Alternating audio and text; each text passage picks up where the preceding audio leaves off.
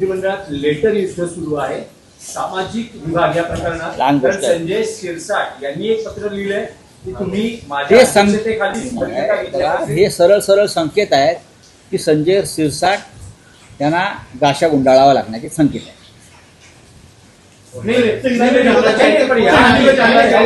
याआधी होतं की राज्यमंत्र्यांनी असं म्हटलं होतं की आम्हाला अधिकार नाही, आम्हाला अधिकार दिले जात नाहीये आणि माधुरी मिसाळ या सामाजिक विभागाच्या बैठका किंवा आढावा घेत आहेत आणि जे लेटर मुख्यमंत्र्यांच्या सूचनेशिवाय माधुरी मिसाळ अशा प्रकारच्या बैठका घेणार नाही. मला माधुरी मिसाळ माहिती आहे, पुण्यातल्या अनेक वर्ष त्या भारतीय जनता पक्षाच्या कार्यकर्त्या किंवा आमदार आहेत, नगरसेविका पण होत्या. मला वाटतं मुख्यमंत्र्यांच्या सूचनेशिवाय त्या सामाजिक न्याय विभागाच्या बैठका घेतील असं मला वाटत नाही. याचा अर्थ संजय शिरसाट यांना गाशा गुंडाळावा लागण्याची चिन्ह आहे. एक मराठी प्रश्न आहे की मध्यंतरी मराठीचा हिंदी आणि मराठी वादाचा मुद्दा गाजला होता.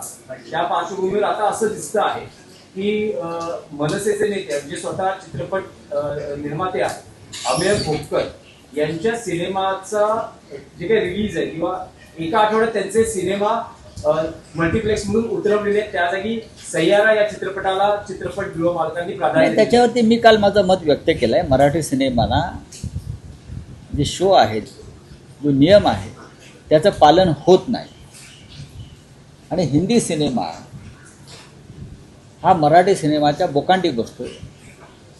मराठी निर्मातेसुद्धा गुंतवणूक करतात, मराठी कलाकारसुद्धा त्या चित्रपटासाठी प्रचंड मेहनत करतात. तंत्रज्ञ असतील, बॅकस्टेज आर्टिस्ट असतील, दिग्दर्शक असतील, छायाचित्र करणारे लोक असतील, कलाकार, या सगळ्यांची मेहनत तुम्हाला अशा तऱ्हेने खाली उतरवता येणार नाही. सरकार जर मराठीच्या बाबतीत खरोखर प्रेमी असेल तर त्यांनी अशा प्रकारची कृत्य होऊ देऊ नये. हा विषय फक्त एका चित्रपटाचा नाही आहे, हा विषय संपूर्ण मराठी चित्रपटसृष्टीचा आहे.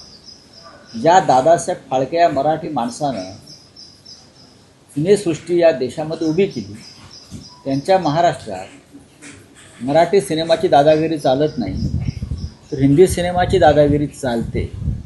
ही गंभीर गोष्ट आहे. सर, हिंदी में जानना है सर, झारखंड में जो अमित सालुंके को अरेस्ट किया गया है, किसको? सालुंके जो अरेस्ट किया गया है वो सीधा शिखा फाउंडेशन से अटैच है, क्या पूरा मामला है?